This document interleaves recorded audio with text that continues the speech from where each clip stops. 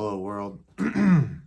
Like most who fall in love with the music of Tom Waits, I discovered mule variations during my college years. My buddy put on the song Hold On when we were driving in the car, and he's like, I've been listening to the song a lot lately. I love it when he says you don't meet nice girls in coffee shops. And we would go to this coffee shop all the time, and he was hoping to find a lady there. Me too, I guess. I will not give away if that was a success or not. But Mule Variations by Tom Waits, fantastic record. Tom Waits is my favorite singer. We share the same birthday. I think his lyrics are better than Bob Dylan's, and I love Bob Dylan. So what do I have to say about Mule Variations? Sorry, I'm petting my dog right now. I'm a little bit distracted. She's very lovey-dovey. Well, this album has a lot of dynamic range in terms of the songs that it features. There's the loud, the soft, the heartfelt, touching, tender, gentle, and the abrasive, brutal, nasty stuff. And it just like whack-a-mole back and forth throughout all 16 songs. And let me tell you, there's not a bad song on this. It's like 70 minutes long, 60, 70, something like that.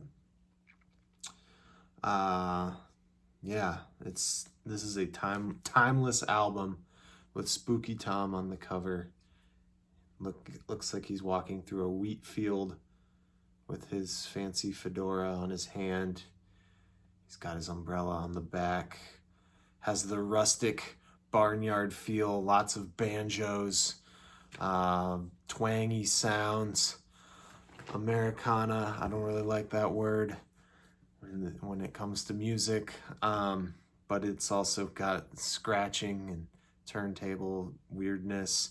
I think Les Claypool is on this, as he was on Bone Machine as well, which is my favorite Tom Waits record, I think. More on that later. Keith Richards does not show up on this one, unfortunately, but I mean, when you talk about the crazy, loud, riotous songs with experimental sounds, I'm talking Big in Japan, Eyeball Kid, Filipino Box Spring Hog. Those are the pretty raucous, crazy ones. Very experimental sounding, very abstract in their ways, and I guess they're kind of spread out, but squished between them is the soft and tender, low side of the road, hold on. I guess like Get Behind the Mule is more aggressive, but it's still got that softer, like 1870s vibe to it. Of course, What's He Building in There? Another kind of spoken word piece from Tom that gets, I mean, if you've heard the song, you know it, and you probably love it. It's fantastic, but it's not something that's going to get people up and dancing on the dance floor. Picture in a Frame, beautiful song. Before I ever listened to Tom Waits, I think, I heard the Pearl Jam Eddie Vedder sing this. They have that. They have this great live movie, Imogene Cornice. Is that what it's called? I don't know. It's Italian. They're touring Italy, but that's, I think, is Italian for Picture in a Frame. And there's a section on there where Eddie sings that song and plays his guitar. But of course, Chocolate Jesus, very banjo-y kind of song, with lyrics that resonate with just about any person that hears it. I remember listening to this whole album with my dad while we were painting a house because I thought he could handle this one. And Georgia Lee, Chocolate Jesus being back right next to each other, my dad was like, does this guy have a problem with organized religion? Because I guess it kind of sounds like it.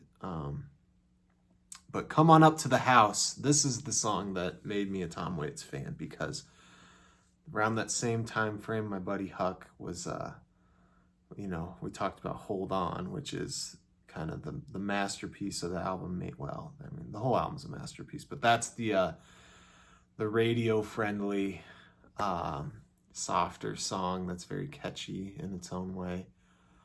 That's gonna get people who would be scared of Tom Waits' Cookie Monster voice to maybe say, hey, I like this song.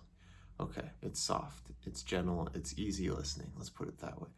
But Come On Up to the House, this is what hooked me, because my buddy Huck was like, he had just moved into his first college house.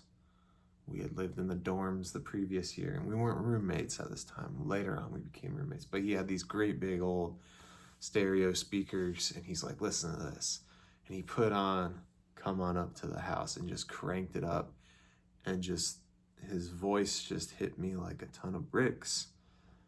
And when the harmonica comes in for the solo, it's like, man, this is awesome. And the percussion, the beat, the lyrics, just a beautiful, amazing song to bookend this album. I know all these songs have been covered a million times, because no matter how you play the song, the lyrics, the melody, the compositions are so good. You can't do it injustice unless you're a really bad singer. So anyhow, Come On Up to the House. I know I've heard a lot of people do it. I should probably do it myself. I like to sing. This album means a lot to me. It's amazing. I think I like Bone Machine a little bit more. Rain Dogs has its own vibe that I like I love Tom Waits. I love all his stuff. More so the post getting married to Kathleen, 80s experimental Captain Beefheart and beyond, rather than the 70s drunken jazz guy, but I like that stuff too. But I love Mule Variations. It's great. Thank you for watching or listening. If you are so kind to do that, I'll see you later.